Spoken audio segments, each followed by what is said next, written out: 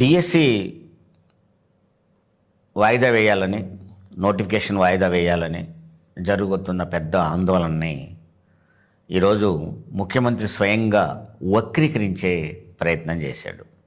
అసలు ఆందోళన అంటే ఆందోళనే కాదని, అది రాజకీయ ఆందోళనని, ఒక రాజకీయ పార్టీ కిరాయి గుండాలు పెట్టి నడిపిస్తుందని, తన స్థాయికి తగ్గి ఒక ముఖ్యమంత్రి అనాల్సిన మాటలు కాకుండా ఒక రాజకీయంలో కూడా ఒక మండల స్థాయి నాయకుడిగా మాట్లాడినట్టు మాట్లాడాడు ఆయన.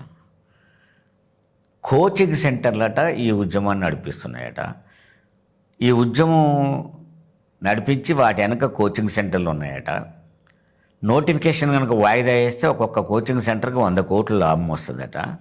అందుకని ఈయన ఏడట అంటే అత్యంత క్షేత్రస్థాయి ప్రజానీకంతో ఉన్న మనిషిలాగా చెబుతూ ఉంటే ఆశ్చర్యం అనిపించింది.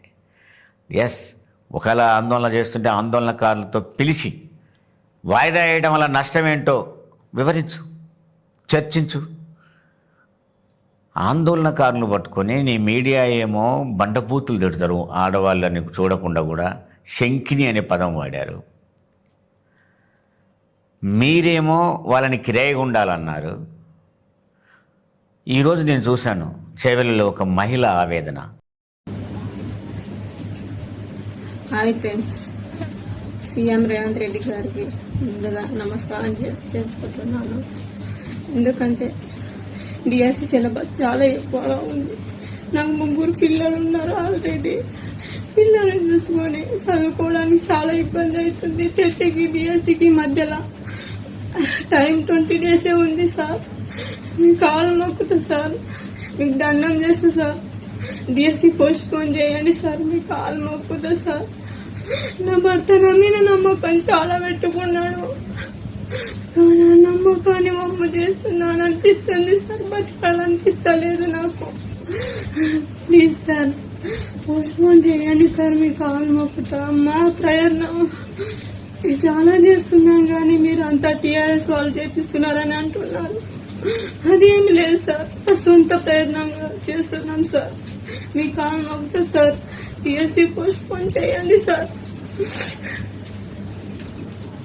నాకు 3 పిల్లలయ్యా, నాకు ఆత్మహత్య తప్ప మరో మార్గం లేదు, దయచేసి వాయిదా వేయండి, మీకు దండం పెడతాను అని చెప్పి మాట్లాడుతూ ఉంటే హృదయ విదారకంగా అనిపిస్తూ ఉంది. ఎందుకని ఒకవేళ నువ్వు అనుకునేది నిజమైతే వాళ్ళతో చర్చించి ఈ వాయిదా వల్ల ఈ నష్టం వస్తుంది, ఈ వాయిదా కరెక్ట్ కదని కన్విన్స్ చెయ్యి, ఆందోళన ఆపు. దాన్ని కాకుండా ఇంకో కొత్త పదం ఏంటంటే దీని వెనక బీఆర్ఎస్ పార్టీ ఉంది. హరీష్ రావు, కేటీఆర్ వచ్చి ఇక్కడ వచ్చి ధర్నాలు చేసేస్తే నేను రక్షణ కల్పిస్తాను. ఒక పార్టీకి నువ్వేం రక్షణ కల్పిస్తావు? ప్రజలే రక్షణ కల్పిస్తారు. హిట్లర్ దగ్గర నుంచే ప్రజలు అధికారాన్ని గుంజుకోగలిగారు. ప్రజలు రక్షించుకోగలరు. వాళ్ళకి నాయకత్వం వహిస్తామన్న వాళ్ళని ప్రజలు రక్షించుకోలేని పరిస్థితిలో ఉండరు. వాళ్ళు వచ్చి ఇక్కడ ఆందోళన చేయాలంటే దీక్ష చేయాలన్నట. హరీష్ రావు, కేటీఆర్కి నిరుద్యోగులు దీక్ష చేస్తూ ఉంటే వాళ్ళకు మద్దతు ప్రకటించిన పాపానికి వాళ్ళు వచ్చి దీక్ష చేయమంటే నేను అడుగుతున్నా, ఏ దీక్ష చేసి తెలంగాణ పోరాటంలో నువ్వు ఏ దీక్ష చేసినావని ముఖ్యమంత్రి చేస్తున్నావా? తెలంగాణ సాధించుకున్న వాళ్ళు ప్రాణాలు వదిలి ఎన్నో దెబ్బలు తిని ఒక్కొక్కడు 100-150 కేసుల పాలై దీక్షలు చేస్తే ఇలా తెలంగాణ వచ్చింది. అలాంటి తెలంగాణకి ఇలా నాయకత్వం ఏదో అదృష్టం కలిసి వచ్చిందని ముఖ్యమంత్రి అయ్యేసి ఇలా దీక్షల గురించి నువ్వు మాట్లాడుతున్నావు. ఎస్, వాళ్ళు దీక్షలు చేశారు. ఆ రోజు తెలంగాణ పోరాటంలో, ఉద్యమంలో దీక్షలు చేశారు. నువ్వు చేసిన దీక్ష ఒక్కడు చూపెట్టు. నేను ప్రజల కోసం ఇది చేసిన, పోనీ తెలంగాణ రావడం కోసం ఇది చేసిన, నేను తెలంగాణ పోరాటంలో పాల్గొనలే, ఇంకా వ్యతిరేకించావు, పైన తుపాకు పట్టుకొని తిరిగాను. కాబట్టి నేను అనేది ఏంటంటే అవన్నీ తోడుకుంటే చాలా బయటికి వెళ్తాయి. వాళ్ళ గురించి నువ్వు దీక్షలు చేయమంటాం కాదు, నువ్వేం చేస్తున్నావో చెప్పు. ఒక ముఖ్యమంత్రి నువ్వు, వాళ్ళ నిరుద్యోగులు దీక్ష చేస్తున్నారు, వాళ్ళని పిలిచి మాట్లాడు, చర్చించు, నీ ఒపీనియన్ చెప్పు, డిస్కషన్ చేయి, కన్విన్స్ చేయకపోతే ప్రభుత్వానికి నిరాదీక్ష చేస్తున్న నిరుద్యోగులకు మధ్యన ఓ చర్చగా కొనసాగుతుంది. దాన్ని తీసుకొచ్చి రాజకీయ రంగు పులిమి విద్యార్థులకు అన్యాయం చేసే చర్యలు చేపట్టడం ముఖ్యమంత్రి స్థాయికి తగదు అనేది చెప్పక తప్పదు.